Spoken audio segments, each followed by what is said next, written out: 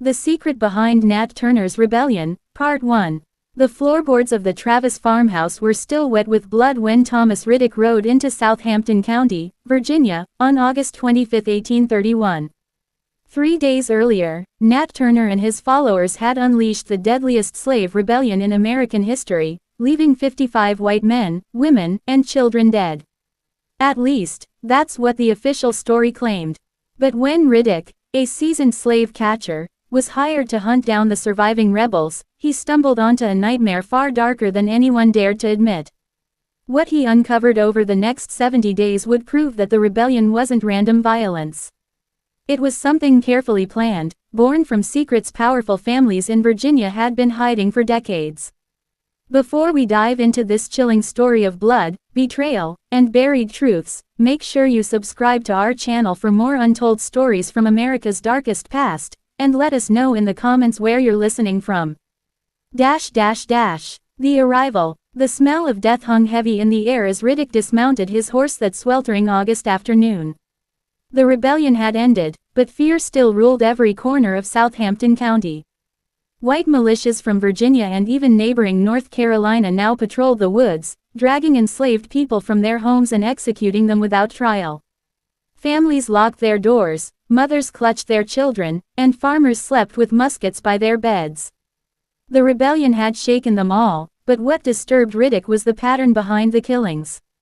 The rebels hadn't struck randomly. They had moved with precision, attacking specific homes and ignoring others that were just as vulnerable. They seemed to know when families would be sleeping, eating, or praying. Even more unsettling, witnesses reported that rebels sometimes called victims by name and made personal accusations before striking. This wasn't chaos. This was a mission. The man called Riddick. At 38 years old, Thomas Riddick wasn't the kind of man you'd want on your trail. Tall, lean, and scarred from years of violent encounters, he had built a reputation as one of Virginia's most relentless slave catchers. What made him dangerous wasn't just his strength, it was his mind. Riddick could think like the people he hunted. He studied their habits, their fears, and their secrets until he could predict their every move. Unlike most men in his profession, Riddick could read and write, skills he had taught himself as a boy indentured to a cruel master. He kept detailed notes on every case, who hired him, the families involved, and the hidden tensions within each community. These records had saved his life more than once. Now, those same skills would lead him to something no one wanted uncovered. The Travis farm. The rebellion had begun at the Travis plantation, where Nat Turner killed his master, Joseph Travis, and his family in their beds. But when Riddick examined the scene, he noticed troubling details. The rebels had struck at the exact moment the family was most vulnerable, almost as if they had been studying the household's daily routines. Survivors gave wildly different stories. Some claimed the rebels were frenzied and out of control, others described them as calm, focused, and searching for something. One detail appeared again and again: Turner's men ignored valuables like silver and jewelry. Instead, they ransacked studies and bedrooms, as if they were hunting for documents or secrets. What secrets could a plantation family possibly be hiding? The official story crumbles. County officials gave Riddick a list of 6 fugitives still at large, including Nat Turner himself. The bounty was enormous: $50 for each captured rebel, and $200 if Turner was brought in alive. But Riddick wasn't convinced. The official timeline claimed the rebellion had begun at dawn on August 22. Yet multiple witnesses swore they had heard screams and gunshots as early as August 20. Others insisted the rebels had moved with military precision, covering nearly 20 miles in a single day and striking at multiple properties with perfect coordination. How could a band of enslaved field hands, with no formal training, suddenly fight like soldiers? The Reese Plantation. On his 3rd day in Southampton, Riddick visited the ruins of the Reese Plantation. According to official reports, 5 members of the Reese family had been surprised in their sleep and burned alive when the rebels set the house ablaze. But as Riddick picked through the charred remains, his trained eye told a different story. The fire had been set carefully, accelerants poured in strategic places to erase evidence. Personal belongings were scattered unnaturally, as if someone had searched through the house after the killings. And most shocking of all, the Reese family hadn't died in the fire. They had been executed first. Bullet holes in the stone foundation proved they had tried to barricade themselves inside. Their bodies were placed back in the house and burned afterward. This wasn't slaughter for revenge. It was a cover-up. The hidden cellar. The real horror revealed itself when Riddick discovered a hidden cellar beneath the ruins.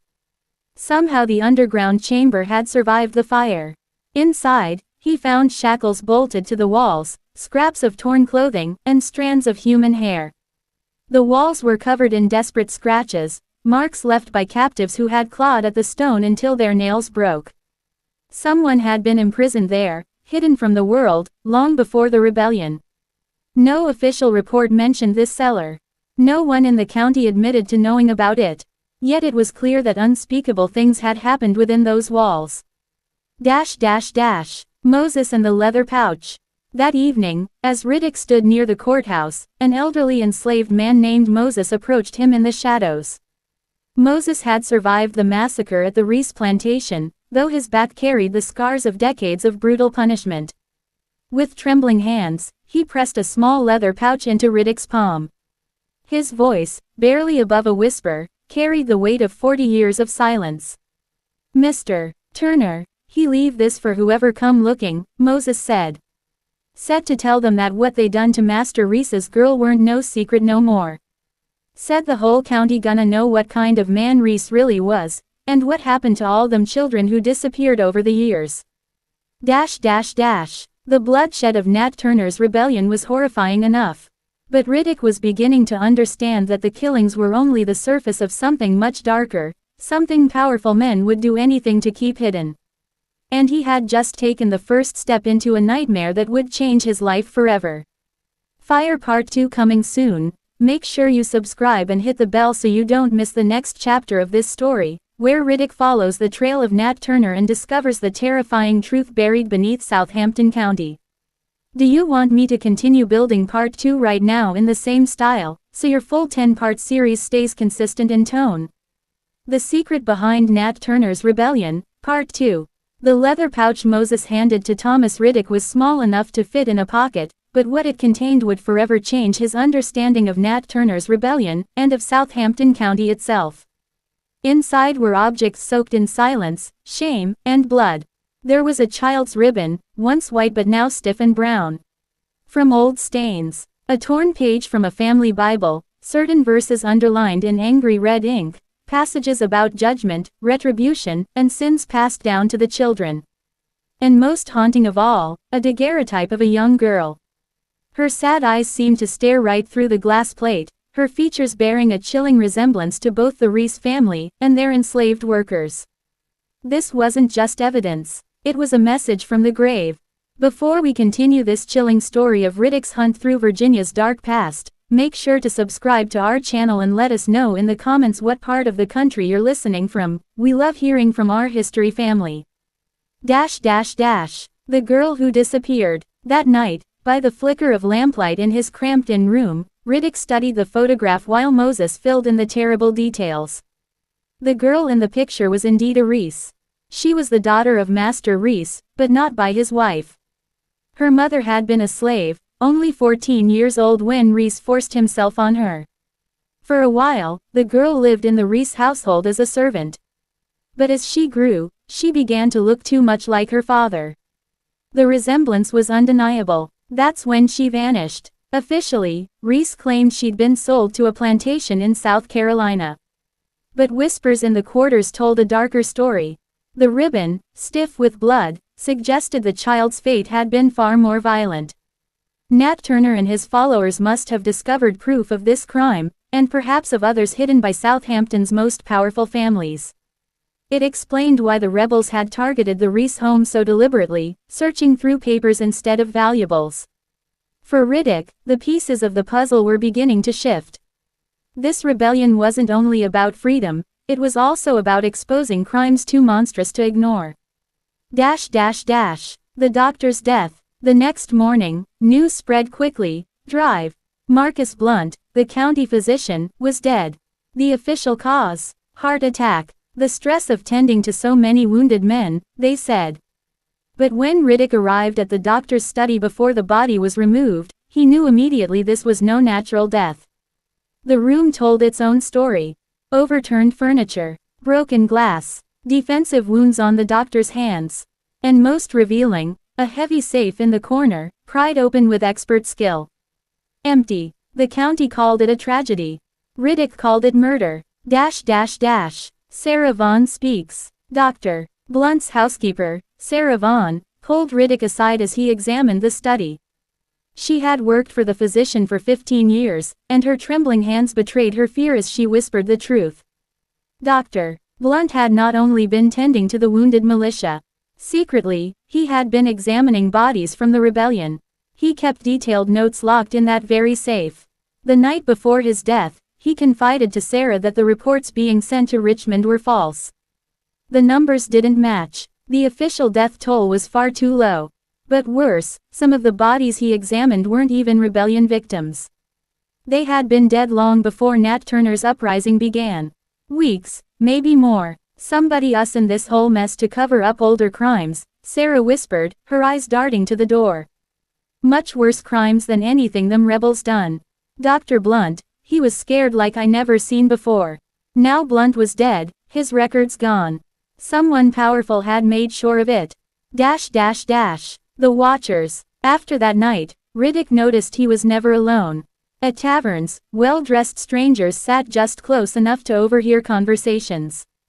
Riders followed at a distance when he traveled between plantations. And one by one, the witnesses he planned to question suddenly backed out. Some fell mysteriously ill.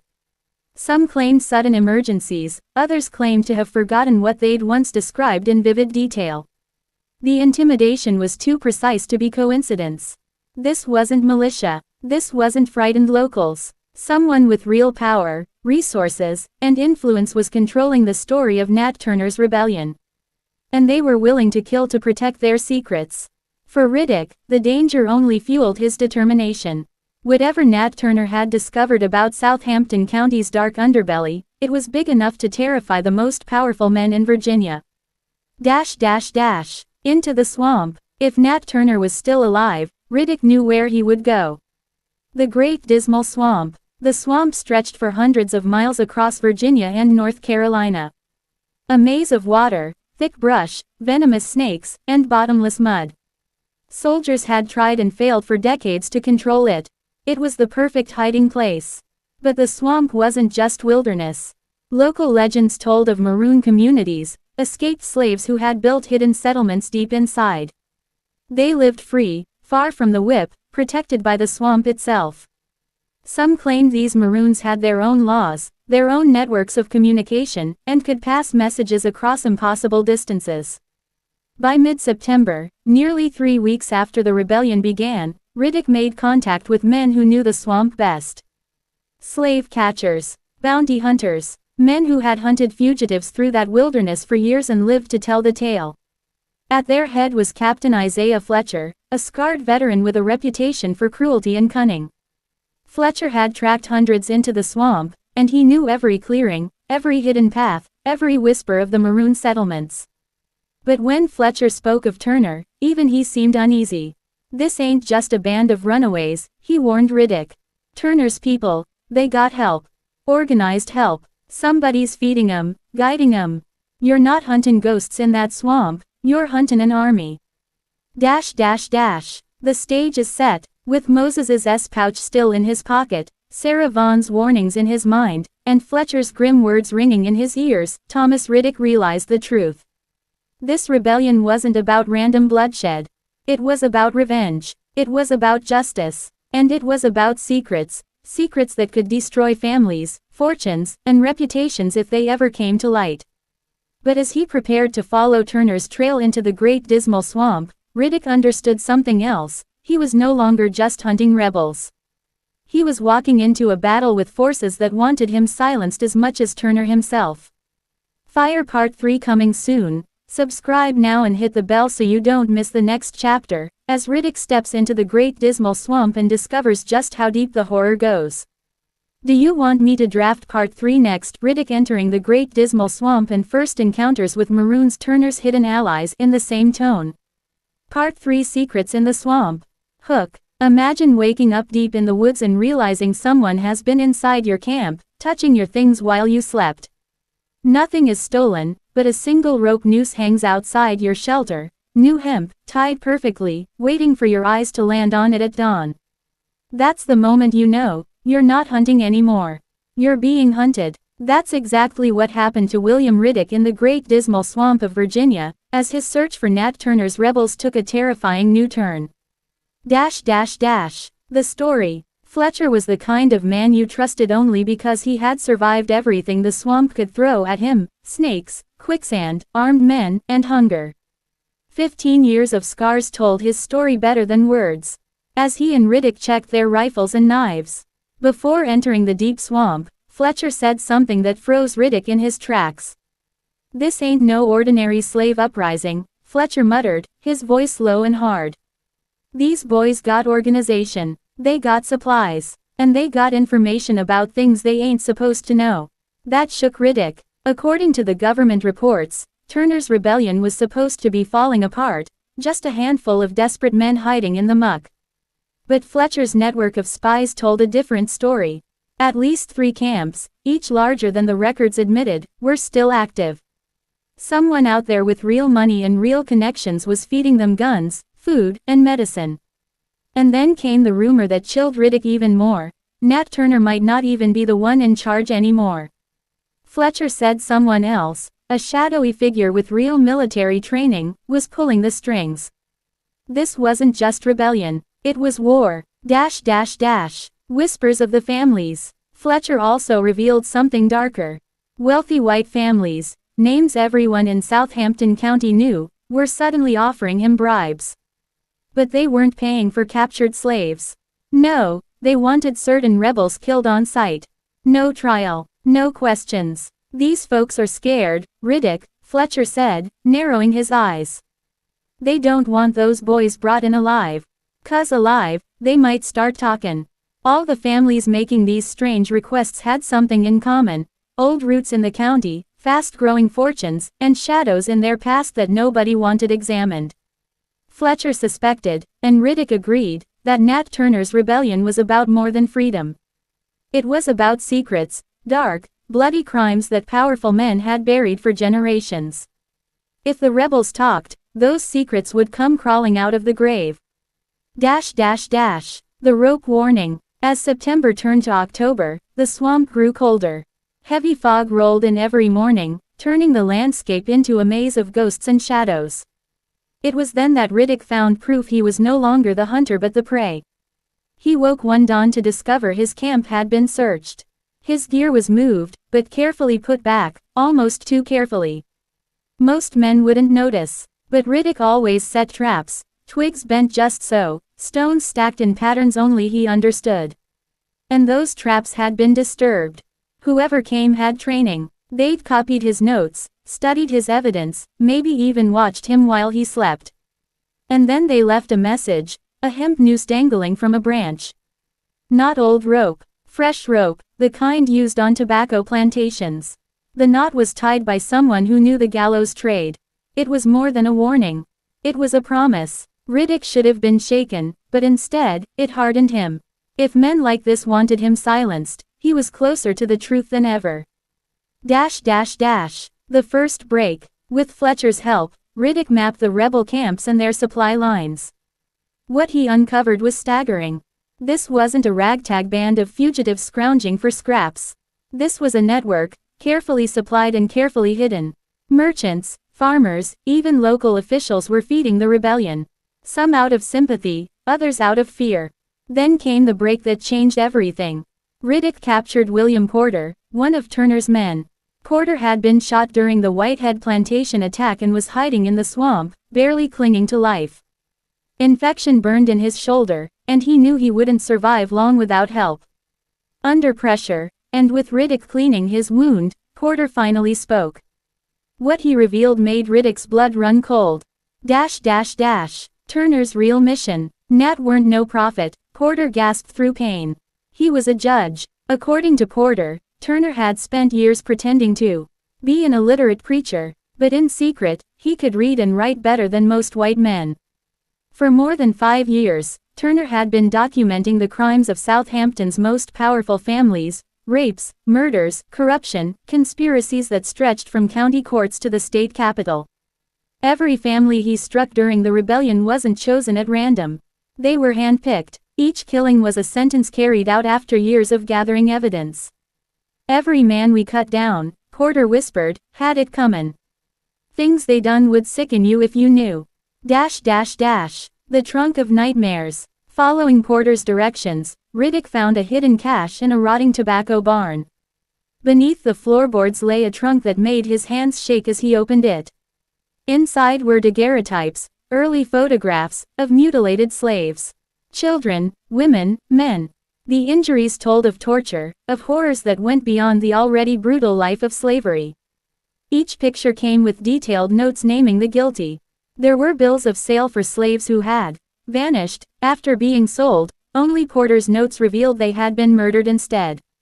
Letters between planters and traders showed a conspiracy to silence witnesses.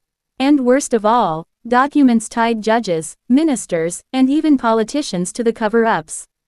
At the bottom of the trunk lay Turner's journal. Not the ravings of a religious zealot, but the detailed writings of a man conducting the most dangerous investigation in Virginia's history. Turner had used his role as preacher to slip from plantation to plantation, gathering confessions, recording evidence, and building a case that could destroy the county's most respected names.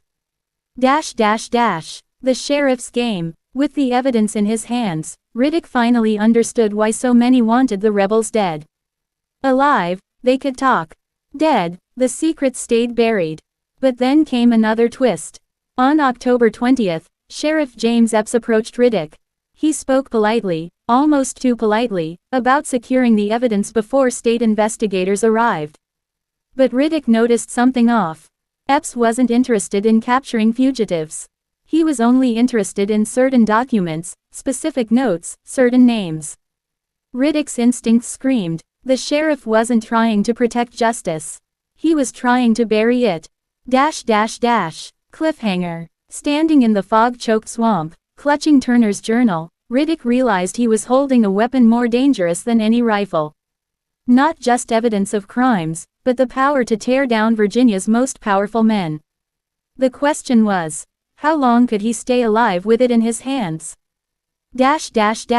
Right Finger Part 4 will uncover what Riddick does next with the evidence, and who else is willing to kill to keep the truth buried. Part 4 The Journal of Shadows.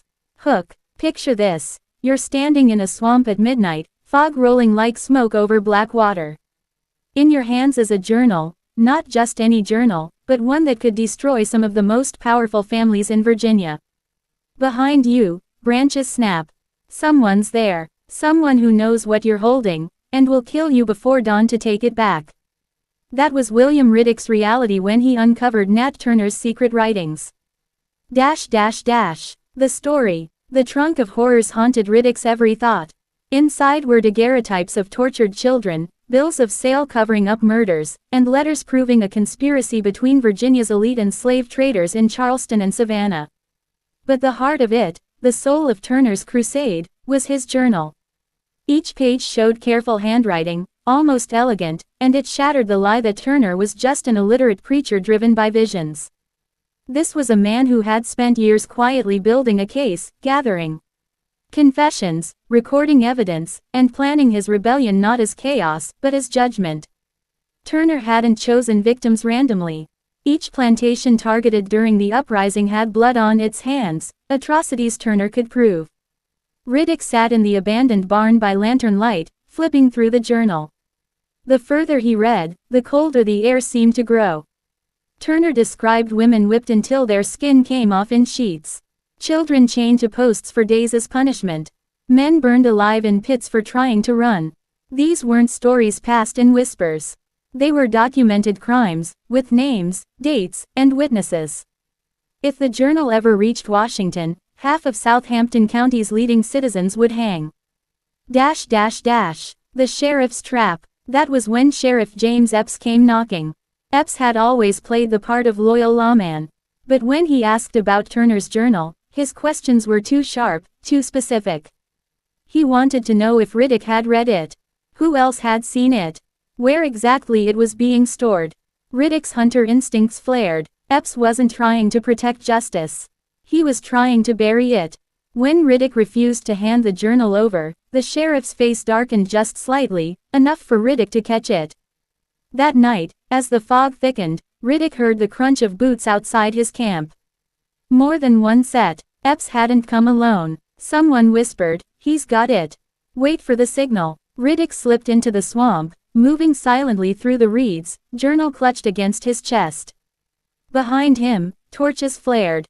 He wasn't imagining it. Men were hunting him. The chase in the swamp. The dismal swamp was a nightmare at night. Water rose up to the waist. Snakes slid across the surface. The fog swallowed sound, turning every splash into a ghost's whisper. But Riddick had one advantage. Years of tracking had taught him how to vanish. He used the swamp like a weapon, circling back on his pursuers, listening as they argued. Sheriff said don't kill him unless we have to. Then why'd he bring the rope? 'Cause if he talks, we're all dead men. Riddick's blood went cold. These weren't deputies. They were enforcers, paid killers protecting powerful families. By dawn, Riddick had slipped their net, but not without cost. His boots were shredded by the swamp's roots. His body was scratched raw by thorns. And in his pack, the journal's leather cover had swollen from the damp air. But he still had it. The ghosts of the past. Exhausted, Riddick camped at a small rise above the waterline. As he drifted into uneasy sleep, his mind replayed the images from the trunk. The photographs of mutilated children wouldn't leave him. Their eyes seemed to stare at him from the darkness, begging him not to let their suffering be buried. When he woke, the fog was so thick he couldn't see 5 feet. And that's when he heard it. Children's voices. Laughing. Singing. He gripped his rifle, heart pounding. No children lived in the swamp. The voices grew louder, circling his camp, but when he stepped out with the rifle raised, nothing. Just fog. The sound faded, replaced by a low hum, almost like a hymn. Turner's hymn. Riddick didn't believe in ghosts. But the swamp was making him question everything. The rebel's truth. 2 days later, Fletcher returned with news. Another rebel had been caught. Not by the sheriff, but by local vigilantes. The man had been beaten, chained, and was being held in a barn. If he survived the night, he'd be lynched at dawn. Riddick knew what he had to do. If this rebel had more information about Turner's evidence, he couldn't let him be silenced. That night, he and Fletcher crept to the barn. The prisoner was barely conscious, his face swollen, his wrists cut deep from iron chains. Riddick poured water over his lips, whispering, "Tell me what you know about Turner's papers." The man opened one eye. Blood bubbled on his lips. "They'll kill you for it. Same way they killed us." "Who?" Riddick pressed. The man's breath rattled. "Families. Names Turner wrote down. They got power. More than you know." Before Riddick could ask more, footsteps crunched outside. A mob was gathering. They had to flee. Fletcher cut the chains, and together they dragged the rebel into the swamp. But the man never made it. He died in Fletcher's arms before sunrise, whispering a single name neither of them recognized. Blackwell. The name in the journal. Back at camp, Riddick tore through Turner's journal until he found it. There it was. The name Blackwell, written again and again, tied to entries about missing slaves, secret shipments, and large payments sent to Richmond politicians. This wasn't just a local crime ring. The Blackwells were tied into something bigger, something that stretched beyond Virginia. For the first time, Riddick wondered if he'd uncovered not just a rebellion, but the roots of a national conspiracy. Cliffhanger. That night, the hunters returned. Riddick awoke to the smell of smoke. Flames licked at the edges of his camp. Torches were being hurled into the swamp, setting the brush alight. Over the crackle of fire came the sheriff's voice. "Riddick, give us the journal, and maybe you'll live to see another sunrise." But Riddick knew better. The journal was death, For him, and for anyone tied to the families named inside. As the fire closed in, Riddick had one choice: burn with the evidence, or vanish into the swamp's dark heart with the most dangerous book in Virginia. Right Finger Part 5 will reveal what happens when Riddick learns the true meaning of the Blackwell name, and why the swamp itself may never let him escape. Do you want me to also draft a chilling 15-second YouTube intro narration for Part 4, the way storytellers open with a suspenseful teaser line before the title card? Part 5, The Blackwell Curse. Hook. Imagine uncovering a name so powerful, so feared, that just whispering it could get you killed. A name tied to murder, slavery, and something far older than Virginia itself. That was the name Riddick found written again and again in Turner's journal, Blackwell. The story. The fire still smoldered in the swamp when dawn came. Riddick crouched in the mud, soot streaking his face, the journal clutched to his chest. Sheriff Epps and his hunters had failed to flush him out, but the message was clear: they would burn the entire swamp to ash if that's what it took to erase Turner's truth. As Fletcher's men regrouped, one of them spat in the water and muttered, "You got no idea what you're stirring, Riddick. That name, Blackwell, been poison in these parts for near a century." Riddick wiped the smoke from his eyes. "Then tell me who they are." The tracker only shook his head. "Ain't safe to speak it. Not here." Whispers of the Blackwells. That night, Fletcher finally broke his silence. Around the campfire, his scarred face glowed in the firelight as he spoke low. The Blackwells came to Virginia before the Revolution. English stock. Rich, land-grabbing, cruel. They didn't just own slaves, they experimented on them. Folks said they treated people like cattle, testing poisons, cutting on them, seeing how much a body could take before it gave out. The kind of evil that don't die easy. Riddick frowned. That's superstition. Families don't last 100 years off torture. Fletcher leaned closer. Then how come every time a Blackwell dies, another one shows up with the same face, same pale eyes, same way of talking? Some say they made a pact with the devil himself to keep their line strong. The men around the fire shifted uneasily. Even hardened swamp trackers didn't like speaking of the Blackwells. The hidden estate. Turner's journal gave directions, written in code but decipherable to Riddick's trained eye. The Blackwell plantation wasn't on any county map. It was buried deep in the swamp, past shifting channels and islands no sane man tried to reach. Fletcher warned him, "I been through every inch of this swamp. But there's a place I won't go. The Maroons call it the Hollow. They say the ground there drinks blood." But Riddick couldn't turn back. The journal tied the Blackwells to missing slaves, bribes to Richmond, even to Dr. Blunt's mysterious death. If he wanted the full truth, he had to see the Hollow with his own eyes. The journey to the Hollow. For 3 days, Riddick and Fletcher's smallest team pushed deeper into the swamp. The water turned black, still as glass. Birds stopped singing. Even the insects seemed to avoid the Hollow. On the 4th day, they found it. Rising from the mist was a decayed estate house, its roof collapsed, vines twisting up its broken chimneys. Around it lay fields long abandoned, but the soil was dark as coal, as if soaked with centuries of blood. Fletcher whispered, "Ain't nobody lived here in 50 years. Yet smoke rises from the chimney some nights." The House of Echoes. Inside, the house was a ruin, floorboards rotten, wallpaper peeling, the air thick with mildew. But as they explored, Riddick realized the structure wasn't as abandoned as it looked. A chair sat upright in the parlor, its cushion recently used. A lantern, half full of oil, sat on the mantel. On a desk upstairs lay fresh papers, records of shipments, sales, and names of slaves, transferred but never seen again. It wasn't just a ruin. Someone was still keeping the Blackwell accounts. Then came the sound, footsteps above them, slow and deliberate. Fletcher hissed, "We ain't alone." They raised their rifles, but when they searched the upstairs rooms, no one was there. Just a long hallway lined with portraits. Every painting showed the same pale-eyed face, different clothes, different decades, but unmistakably the same man. Riddick's skin crawled. "This ain't possible." Fletcher swallowed hard. That's Blackwell. All of 'em. The root cellar. In the kitchen they found a trapdoor leading to a cellar.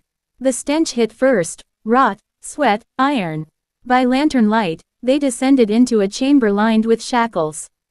The walls were scratched with fingernails. Chains dangled from beams. Buckets of dried blood sat in corners like forgotten tools. And in the center was something worse. A pit, dug deep into the earth, filled with bones. Hundreds of them. Skulls, femurs, ribs, layer upon layer of human remains. Some small enough to be children. Riddick gagged, the lantern shaking in his hand. God Almighty. Fletcher's voice was hollow. This is where they done it. Where they fed the hollow.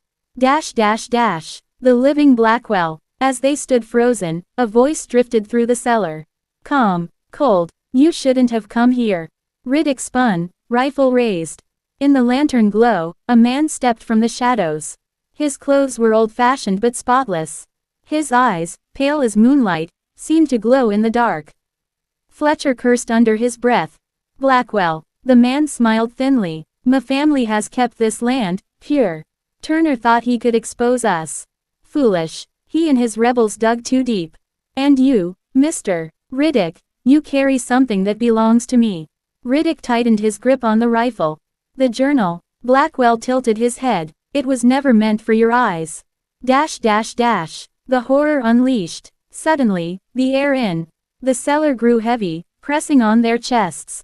The lantern sputtered, throwing wild shadows across the pit of bones. Riddick felt something move down there. Not just bones, something shifting beneath them. Blackwell stepped closer, his pale eyes burning. My family's sins are not buried. They are alive, fed, waiting. And then, from the pit, a hand clawed upward. Skeletal, wet, reaching. The bones weren't resting. They were rising. Cliffhanger. Riddick fired, the blast echoing like thunder in the cellar. Fletcher shouted, dragging him toward the stairs. Behind them, bones clattered and rose, forming shapes that weren't quite human anymore. As they stumbled into the night air, Riddick heard Blackwell's voice carried on the wind. You cannot kill what was promised. The hollow remembers. And in the swamp fog, dozens of pale eyes blinked open. Right finger part 6 will reveal whether Riddick can escape the hollow alive, or whether the swamp itself has become a graveyard that refuses to stay quiet. Part 6. The Hollow Awakens. Hook. What if the dead didn't stay buried? What if the sins of a family were so dark, so vile, that the very earth refused to keep their secrets? That's what Thomas Riddick faced when the hollow came alive. The story. The night air was thick with swamp fog as Riddick and Fletcher staggered out of the Blackwell cellar, hearts pounding. Behind them came the sound of bones rattling, scraping, dragging against stone. Not just one skeleton, but dozens. Maybe hundreds. Riddick's rifle smoked in his hands. What in God's name was that? Fletcher wiped blood from a cut on his forehead. Not God. Blackwell. The decayed house loomed above them, its broken windows glowing faintly with unnatural light. From within, voices whispered, children crying, women wailing, men shouting in agony. The sound seeped into the swamp like smoke, carried on the wind for miles. A house that breathes. They didn't run immediately. Fear held them in place. The house seemed to breathe, boards groaning as if alive. The front door creaked open on its own, and for a moment, Riddick swore he saw faces peering from the shadows, faces with hollow eyes and mouths stretched in silent screams. Fletcher grabbed his arm. We need to move. Now. But Riddick's instincts pulled him back toward the cellar.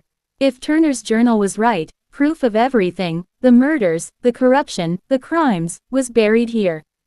If he fled now, it might be lost forever. Go if you want, he said. I'm not leaving without that evidence. The return to the cellar. With shaking hands, Riddick lit another lantern. Together, he and Fletcher descended the rotting steps once more. The pit of bones was still. The hand that had reached for them was gone, as if it had never moved. But the smell was worse, sweet and foul, like rotting flesh and burned hair. Riddick forced himself closer to the pit. The bones were piled unnaturally, almost arranged.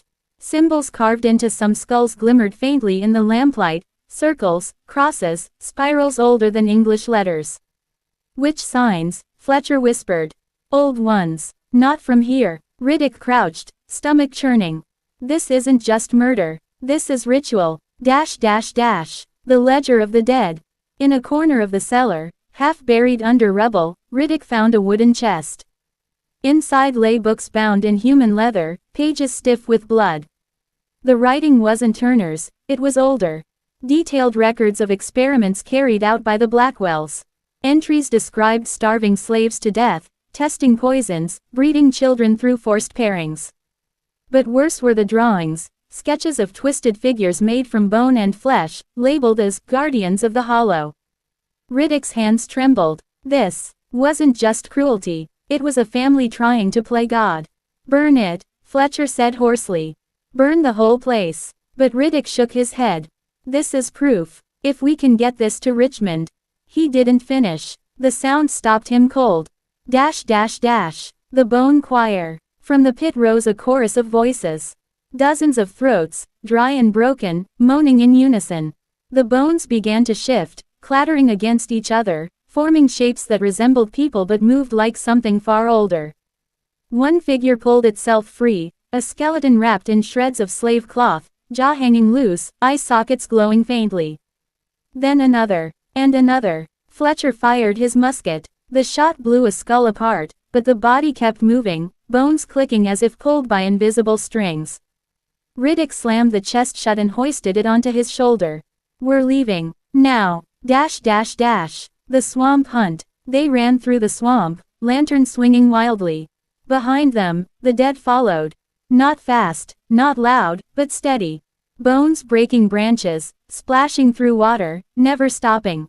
Hours blurred into madness. At times, Riddick thought he saw pale faces in the trees, watching. At others, he felt the water pull at his boots like unseen hands trying to drag him under. Fletcher muttered prayers between gasps. Ain't right, none of it. Hollow don't let go once it's got your scent. Riddick ignored him, focusing on the weight of the chest. Proof. That was all that mattered.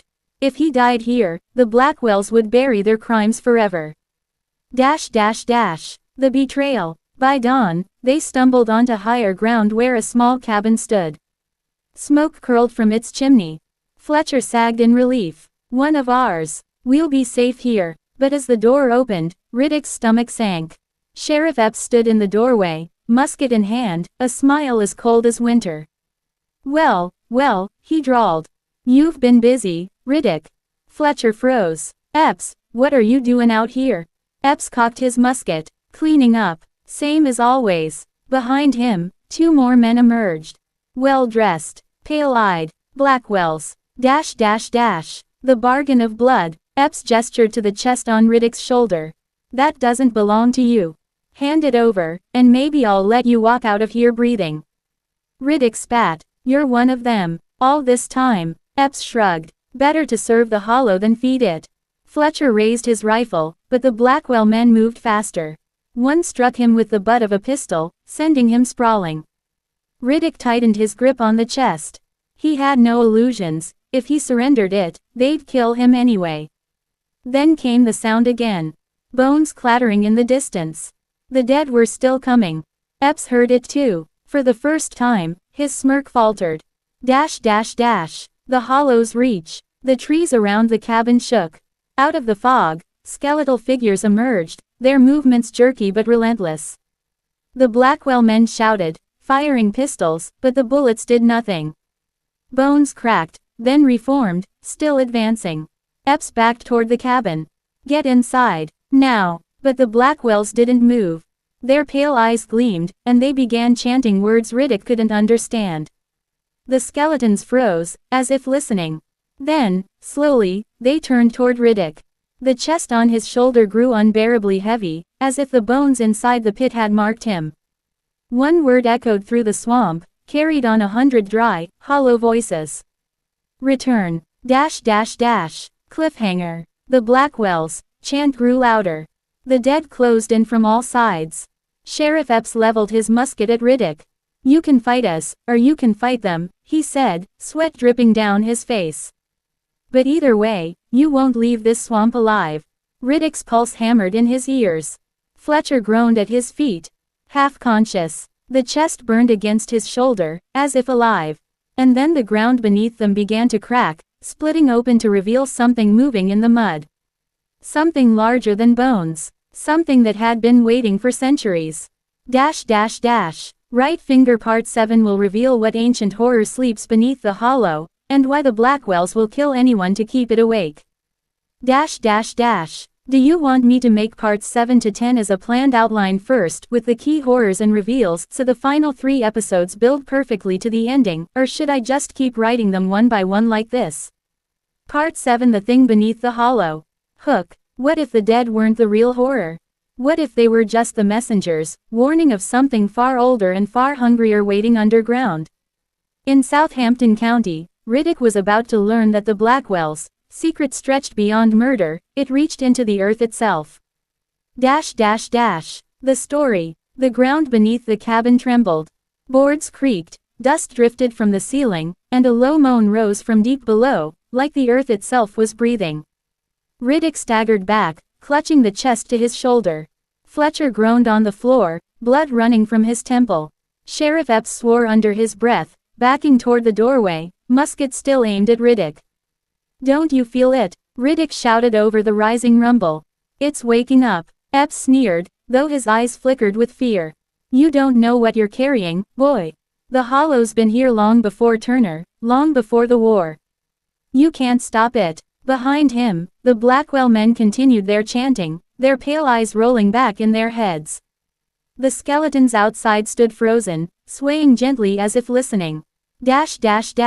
The earth splits. With a violent crack, the ground split open in front of the cabin. Mud and roots exploded upward. A stench poured out, gagging them all, sweet, rotten, and sulfurous. Something moved beneath the swamp water, something massive. Riddick caught a glimpse of it, slick, black, pulsing like flesh. It wasn't bone, it wasn't human. It was older. The Blackwell men fell to their knees, hands raised as if in prayer. Their chant grew louder. Fletcher clawed at Riddick's arm. That ain't no ghost. That's something they've been feedin' all along. Riddick's stomach turned. All the missing slaves, all the whispered stories of children vanishing in the night, the hollow hadn't just been a grave. It had been a feast. The bargain of the Blackwells. Epps finally lowered his musket. His face was pale, his lips trembling. They promised us safety, he muttered. Promised our families would be spared if we gave it what it wanted. Riddick's eyes narrowed. And what it wanted was blood. The sheriff didn't answer, but the guilt was written on his face. The Blackwell men rose slowly, stepping toward the pit as the ground heaved again. Their chanting shifted, words breaking into guttural sounds that didn't belong to any language Riddick had ever heard. And then, out of the mud, rose a hand. Not bone, not human. A claw of slick black flesh, longer than any man's arm, dripping with slime. It gripped the edge of the pit and began to pull. The thing emerges. Riddick's heart pounded. We have to run. But Fletcher grabbed his sleeve, eyes wild. No, we can't let it out. If it walks this earth, none of us, white or black, will be safe.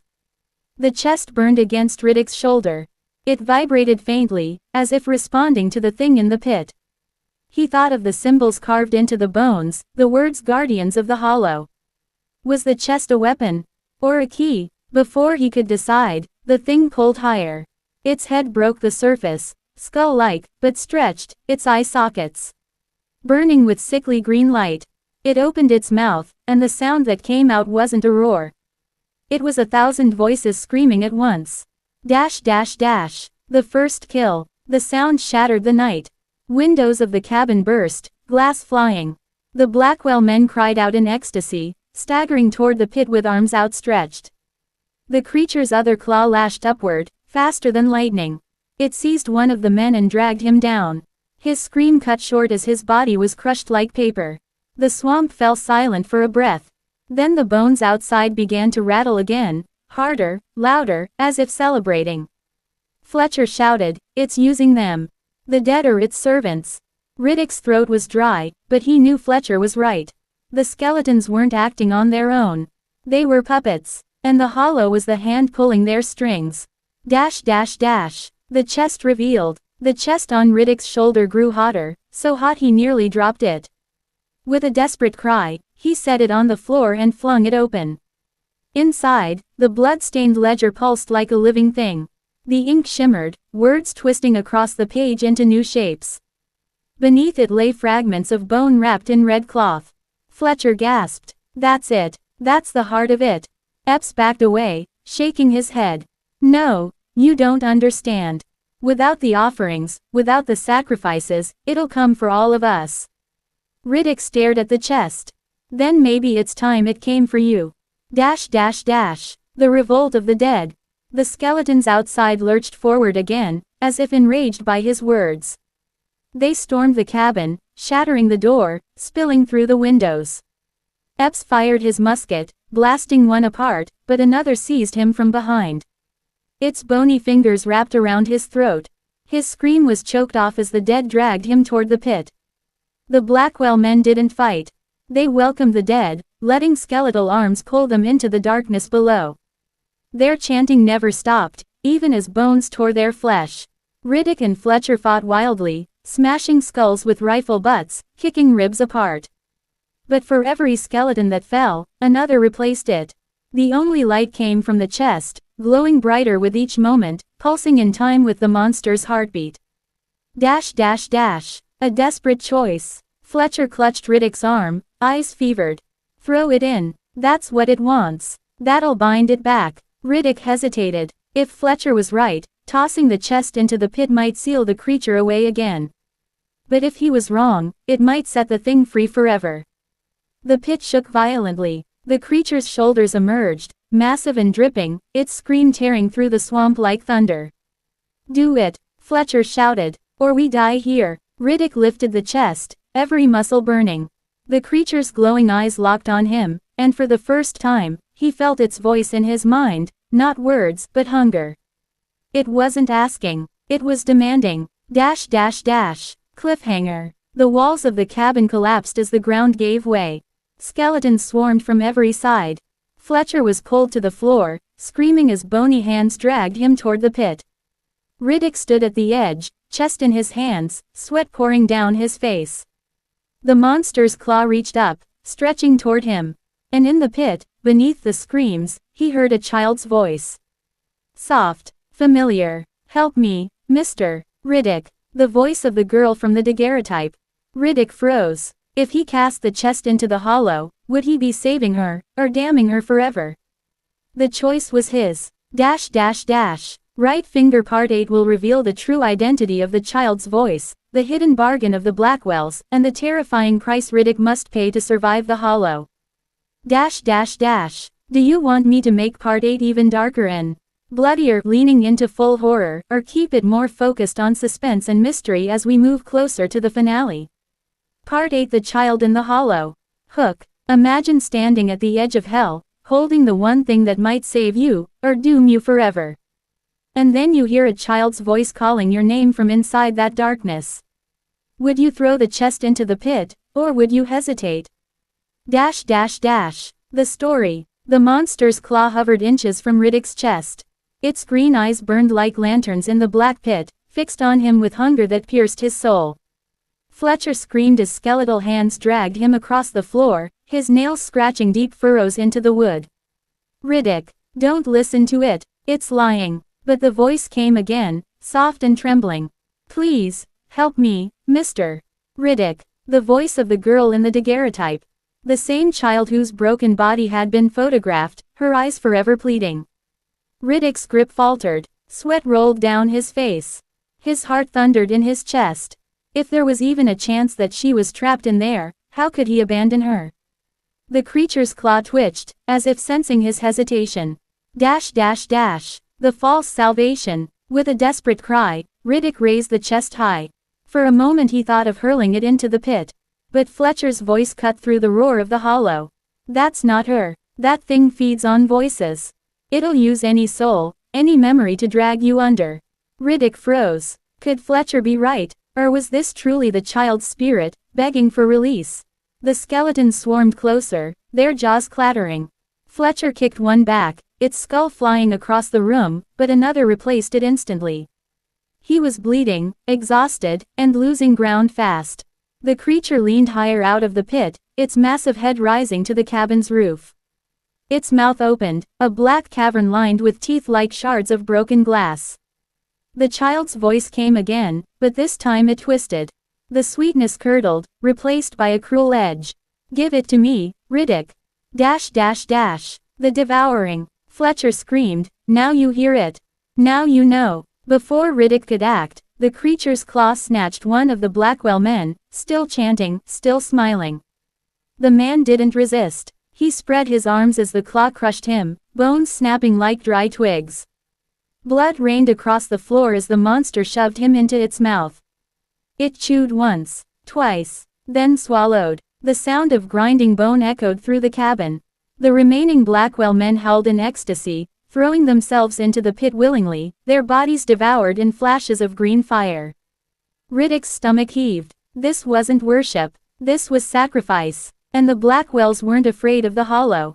They belonged to it. The ledger burns. The chest grew so hot it scorched Riddick's arms. He staggered, nearly dropping it.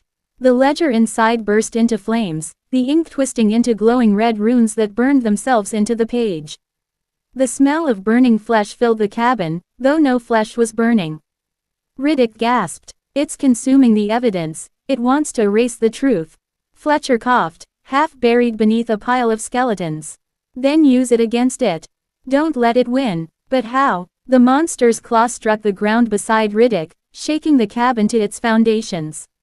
He was running out of time. The sheriff's return. Suddenly, a shot rang out. The claw recoiled with a screech. From the broken doorway staggered Sheriff Epps, half dead, blood pouring from a wound in his neck. Somehow, he'd escaped the skeletons dragging him earlier. His face was pale, his eyes burning with madness. He raised a pistol and fired again, the ball striking the monster's face. The shot barely slowed it, but the green light in its eyes flickered. "You think you can stop it?" Epps spat, his voice ragged. "You don't understand. The hollow keeps this county alive. Without it, we all burn." Riddick shouted back, "You've been feeding it with blood. With children." Epps staggered closer, rage and desperation mixing in his eyes. "Better their blood than ours." And then, with a sudden surge of strength, Epps lunged, not at the creature, but at Riddick. His hands clawed at the chest, trying to tear it away. Man against man. They struggled in the collapsing cabin, skeletons swarming, the monster looming above them. Fletcher screamed for Riddick to hold on, but he was pinned, fighting for his life. Epps bit down on Riddick's arm, teeth sinking deep. Riddick roared in pain and slammed his fist into the sheriff's face. Blood splattered, teeth broke, but Epps didn't let go. The sheriff's eyes glowed faintly green, the same sick light as the hollow. He wasn't just serving it. He was bound to it. With one final heave, Riddick threw Epps backward. The sheriff stumbled, arms flailing, and fell screaming into the pit. The monster's claw snapped shut, crushing him mid-fall. His scream turned into a gurgle as he was devoured whole. The hollow trembled with satisfaction. The choice grows darker. Riddick collapsed to his knees, chest still clutched tight. Fletcher dragged himself free of the skeletons, half dead but alive. "You have to end it," Fletcher croaked. "Seal it before it breaks free." The monster leaned closer, green light burning hotter. In Riddick's mind, the child's voice returned, now joined by dozens of others. Men, women, children, all whispering his name. "Save us, Riddick, free us, Riddick, give it to us, Riddick." He pressed his hands to his ears, but the voices were inside him, clawing at his skull. He felt his will slipping, piece by piece. The ledger's flames rose higher. The chest shook violently, as if it would burst. If he threw it in, would he save the souls, or feed them to the beast forever? The swamp awakens. The ground split wider. Water rushed into the pit, steam hissing as if the swamp itself was boiling. Trees toppled, roots tearing from the earth. In the distance, Riddick heard screams. Not from the dead, but from villagers. Men, women, and children who had been drawn by the chaos. They were running through the swamp, but the bones were chasing them. The Hollow's hunger wasn't limited to the Blackwells anymore.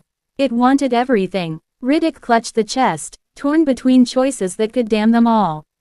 Fletcher's voice broke through the din, weak but firm. Whatever you do, choose quick.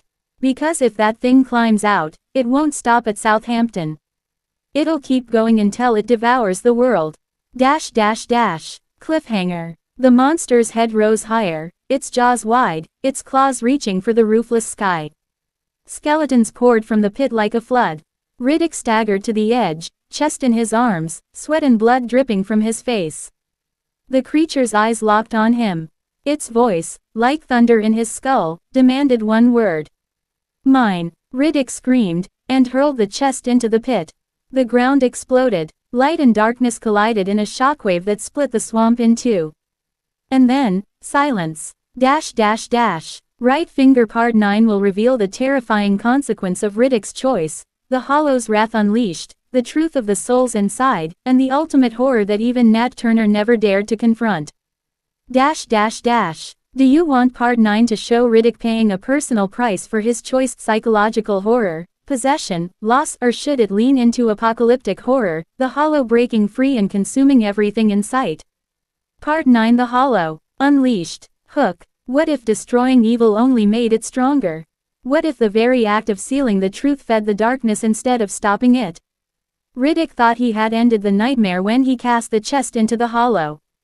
But in Southampton County, evil doesn't die, it changes shape. The story. The chest vanished into the black pit with a deafening roar. For a heartbeat, everything froze. The monster's claws recoiled. The flames in its eyes dimmed. The skeletons collapsed like broken puppets. Even the swamp itself seemed to hold its breath. Riddick stumbled back, clutching his ears against the silence that pressed down like a suffocating weight. Fletcher leaned against the shattered wall of the cabin, gasping for air. You did it, he whispered. But Riddick wasn't so sure. The whisper returns. From deep in the pit came a sound. Not a roar, not a scream, a whisper. Thank you. The voices rose, not one but hundreds, overlapping, twisting together in tones of sorrow and rage. They weren't free. They weren't gone. They were awake. The ground shook violently. Cracks raced across the cabin floor. Water gushed upward, mixing with blood and ash. Fletcher's eyes widened in horror. God help us. You didn't kill it. You fed it. The black fire. From the Hollow rose a column of flame, black as tar, edged with sickly green light. It shot into the night sky, tearing through the swamp canopy, and for miles around the world lit up like hell had clawed its way to the surface. Riddick shielded his face as the heat blasted outward, searing his skin. Fletcher screamed as the flames burned without consuming, wrapping around his arm like living snakes. He tore himself free, flesh smoking, and collapsed into the mud. The monster itself was gone. But something far worse had taken its place. The march of bones. The skeletons twitched. Then they rose again, not mindless this time, but marching in formation. Their jaws clicked in unison, their movements deliberate. Each carried rusted weapons, chains, or farming tools. They weren't puppets anymore. They were soldiers. From the swamp, others began to join them, bones dragging themselves from the muck, skulls rising from the water, skeletons clawing out of shallow graves. Hundreds, maybe thousands. Fletcher groaned, clutching his burned arm. It's raising an army of the forgotten. Riddick's heart hammered. He had spent his life hunting men. But how could he hunt the dead? The ghost child appears. Through the flames and bone, a small figure stepped forward. A girl in a white dress, stained with brown blood. Her hair was tied with a ribbon. The same child from the photograph. Her eyes glowed faint green, but her expression was sorrow, not malice. She raised one hand toward Riddick. You can't stop it, she whispered. But you can carry it. Riddick's knees nearly buckled. What are you? She tilted her head. The ledger burned, but the truth didn't. It's in you now. It will follow you until you finish it. Before he could answer, her image shattered like glass, leaving only smoke. Dash dash dash. The county erupts. The shockwave from the hollow spread beyond the swamp. Plantations shook as if struck by earthquakes. Horses panicked, throwing riders. Churches trembled, their bells ringing wildly without a hand to pull the rope. In town, families woke screaming as shadows flickered on their walls, shapes of long-dead slaves staring silently before vanishing into smoke. Everywhere in Southampton, people felt it, the past clawing its way back, demanding to be heard. Dash dash dash. The Blackwell curse. Riddick and Fletcher staggered into the swamp, fleeing the burning cabin as the army of bones began its march. The sky behind them pulsed. Green, a sick beacon that would not fade. They reached higher ground, gasping, mud clinging to their clothes. Fletcher spat blood, his face pale. The Blackwells, they started this. And now it's spreading to all of us. Riddick's mind raced. The Blackwells had sacrificed themselves to fuel the hollow. Sheriff Epps had served it willingly. And now, every crime, every hidden atrocity was feeding this endless hunger. It wasn't just revenge. It was contagion. The more secrets uncovered, the stronger the hollow became. Dash dash dash. The omen in the water. At the edge of a clearing, Riddick bent over a pool to wash his face. But the water wasn't water anymore. It was black, thick, reflecting not his face, but dozens of others. The faces of slaves he had chased. Men and women he had shackled and returned to their masters. Their mouths moved, speaking in unison. You carry us now, Riddick. He stumbled back, bile rising in his throat. His whole life, he had hunted flesh and blood. But now the past itself was hunting him. Fletcher grabbed his shoulder. Don't look into it too long. Or you'll drown without ever touching the water. Dash dash dash. The night attack. That night, they camped on a small rise above the swamp. Fletcher's burns festered, his strength fading. Riddick kept watch, every nerve screaming. At midnight, the bones came. Silent, relentless, climbing from the swamp, weapons raised. Riddick fired his pistol, shot after shot shattering skulls. But for every one that fell, 3 more took its place. Fletcher swung a rusted machete with his good arm, chopping ribs and spines, but the skeletons never stopped. One clawed at Riddick's chest, tearing open his shirt. Its bony fingers scraped across his skin, leaving burning marks that glowed faint green. The girl's voice echoed in his skull. You carry it now. Dash dash dash. The terror spreads. By dawn, the skeletons had vanished back into the mist, leaving broken bones scattered across the rise. Fletcher lay unconscious, his fever rising. Riddick stood alone, trembling, staring at the marks burned into his chest. They formed a symbol, a jagged circle with a hollow center. The same symbol that had been carved into the Blackwell altar. He was marked. The hollow hadn't just taken the county. It had taken him. Dash dash dash. Cliffhanger. As the sun rose, faint and weak through the fog, Riddick saw movement on the horizon. It wasn't the skeletons this time. It was living men, planters, militia, and bounty hunters, dozens of them, marching toward the swamp. Their leader carried a banner painted with the same hollow circle symbol now etched into Riddick's skin. They weren't coming to destroy the hollow. They were coming to serve it. Riddick whispered, voice shaking, Dear God, it's spreading. Dash dash dash. Right finger part 10 will be the final reckoning. The hollow's army unleashed, Riddick's fate as its unwilling bearer, and the horrifying legacy that will echo through America's history. Dash dash dash. Do you want part 10 to end with Riddick sacrificing himself to contain the hollow, or with the hollow escaping Southampton and hinting at a wider curse that touches the whole country? Part 10 The Last March. Hook. What happens when history refuses to stay buried? What happens when one man carries the curse of 1,000 forgotten souls? Tonight, we finish the story of the hollow, and the fate of Samuel Riddick. Dash dash dash. The story. The militia marched through the swamp at dawn, their boots sinking into the mud, rifles slung across their shoulders. Their faces were grim, their eyes glassy, as if each man had surrendered something of himself on the long walk into darkness. At their front, the banner waved, the hollow circle, black paint on dirty white cloth. Riddick stood on the rise, his chest burning with the same. Mark. He clutched his rifle, his jaw tight, his body screaming with exhaustion. Fletcher lay behind him, fevered and fading, whispering prayers that broke into delirium. The hollow hadn't been destroyed. It had only grown hungrier. And now, it had followers. The first clash. The militia stopped at the edge of the rise. Their leader, a tall planter with a scar splitting his cheek, raised his hand. "You are chosen," he called, his voice flat and unnatural. "The hollow marked you. Join us, Riddick. March with us into the new dawn." Riddick spat in the mud. "I don't march for the dead." The leader's eyes glowed faint green. His lips twisted into something between a smile and a snarl. "Then you'll join them." With a single gesture, the militia charged. Riddick fired, the rifle's crack splitting the morning air.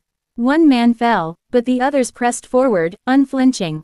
Riddick swung his weapon like a club, cracking skulls and breaking jaws, but the men fought like machines, their strength unnatural. From the swamp, the skeletons rose again, an endless tide of bone, their jaws clacking in grim rhythm. It wasn't just men or monsters. It was both. Fletcher's last stand. Behind Riddick, Fletcher stirred. His face pale, his arm burned beyond recognition, he dragged himself upright, clutching the rusted machete. "Go, Riddick," he rasped. "End it. I'll hold them. You'll die." Fletcher gave a weak smile. "Then maybe I'll finally sleep." Before Riddick could stop him, Fletcher stumbled forward into the fray, hacking wildly, screaming curses at the militia and the dead alike. His voice carried through the swamp like a war drum. Riddick's heart broke, but there was no time. He turned and ran toward the hollow, toward the pit that had birthed this nightmare. The descent. The hollow roared. The earth trembled, trees split, and water surged in black waves. The girl in white appeared again at the edge of the pit, her dress soaked in ash. Her eyes glowed brighter than ever. "You can't fight it," she whispered. "But you can carry it away." Riddick's chest seared, the mark burning like fire. He stumbled to his knees, clutching the glowing symbol. The hollow was inside him now. If he stayed, it would spread forever. If he carried it, he could drag it into the darkness. The girl reached out her hand. "Take it with you, or the world will drown in bones." The choice. Behind him, Fletcher's screams fell silent. The militia's chant echoed through the trees. "Hollow. Hollow. Hollow." The skeletons closed in, their bony hands reaching, their jaws snapping. Riddick stared into the pit. The black fire rose, swirling like a storm, pulling at his soul. He thought of every man he had hunted. Every family torn apart. Every forgotten grave. Perhaps this was his reckoning. With a roar that shook the swamp, Samuel Riddick threw himself into the hollow. The silence. For one heartbeat, everything stopped. The skeletons froze mid-step.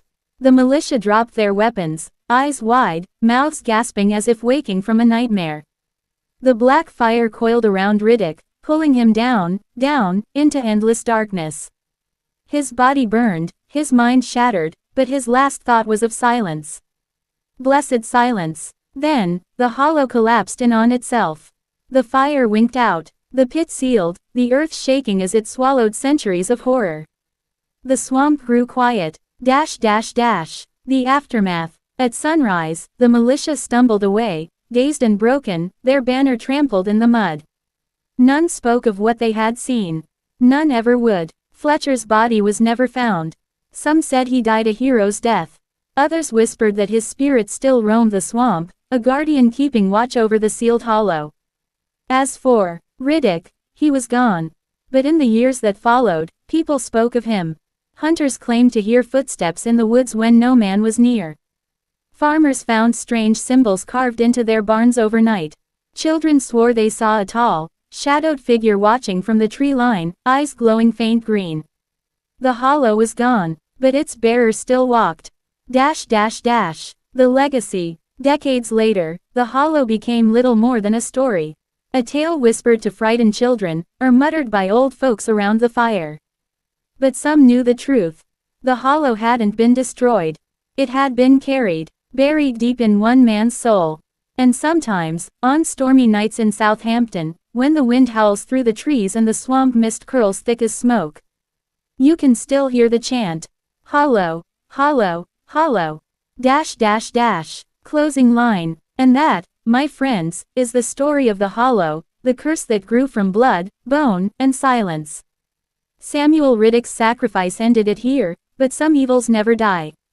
They only wait. Dash dash dash. Fire. If you enjoyed this terrifying journey through history and horror, make sure to like, share, and subscribe for more dark stories from the forgotten corners of the past. And don't forget to leave a comment. What do you think happened to Riddick's soul?